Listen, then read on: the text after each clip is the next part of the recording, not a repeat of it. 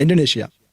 இந்த நாட்டிலையும் ஒரு பக்கம் கனமழை ஃப்ளட்ஸ், இது பத்தாதுன்னு நிலச்சரிவு வேற அதிகமாக ஏற்பட்டு இருக்கு. கிட்டத்தட்ட 4000க்கும் மேற்பட்ட மக்கள் அவங்களோட வீடுகளை இழந்துட்டாங்க இந்த அனர்த்தங்கள்ல. 303 பேர் இது வரைக்கும் உயிரிழந்திருக்கலாம்னு அஞ்சப்படுதுங்க. 303 பேர். நிறைய மக்கள் காணாம போயிருக்காங்க வேற அங்க ஏற்பட்ட இந்த இயற்கை பேரிடர்களால. இதெல்லாம் ஒரு பக்கம் பார்த்தா 6.3 மேக்னிடியூட் அளவுக்கு எர்த்குவேக் வேற ஏற்பட்டிருக்கு இதே இந்தோனேஷியால. வியட்நாம் இப்ப சமீப காலமா ஒரு மிகப்பெரிய டூரிசம் ஹாட்ஸ்பாட்டா மாறிக்கிட்டு இருக்கு. 100க்கும் மேற்பட்ட மக்கள் உயிரிழந்திருக்கிறதா அரசு நம்புது. ஆனா அதே அரசு இன்னொரு விஷயமும் சஸ்பெக்டா பார்த்துட்டு இருக்கிறது.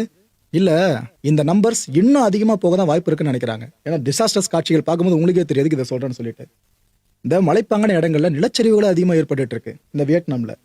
இந்த நீர் தேக்கங்கள் இருக்குல்ல, அதெல்லாம் முழு கொள்ளளவை எட்டி அந்த அளவுக்கு நீர் பெருக்கெடுத்து ஓடிக்கிட்டு இருக்கு. சில பகுதிகளில் நீர் தேக்கங்கள் உடையும் சூழல் கூட ஏற்பட்டதா வியட்நாம்ல ஒரு தகவல்கள் தெரிவிக்குது. ஆக்சுவலா அது இப்ப ஆரம்பிச்ச டிசாஸ்டர் நினைக்காதீங்க, சமீப நாட்கள் ஆரம்பிச்சிருச்சு. இந்த நவம்பர் மாசத்தோட லாஸ்ட் வீக் இருக்குல்ல, அதுக்கு முன்னாடில இருந்து ஆரம்பிச்சிச்சு. அப்படி ஆரம்பிச்ச டிசாஸ்டர் பெருசா நம்ம எதுவும் கவர் பண்ணாம விட்டோம் பாத்தீங்களா? அந்த காட்சியில இப்ப நீங்க பாக்குறப்ப உங்களுக்கே தெரியும் எவ்வளவு வேர்ஸ்டா வியட்நாம் அஃபெக்ட் ஆயிருக்குன்னு சொல்லிட்டு. இதுல இன்னொரு முக்கியமான கொடுமையை சொல்லட்டுமா? ஒரு ஸ்டோம்னாலே நம்மளுக்கு துண்டகானம் துணியகானம் இருக்கும்.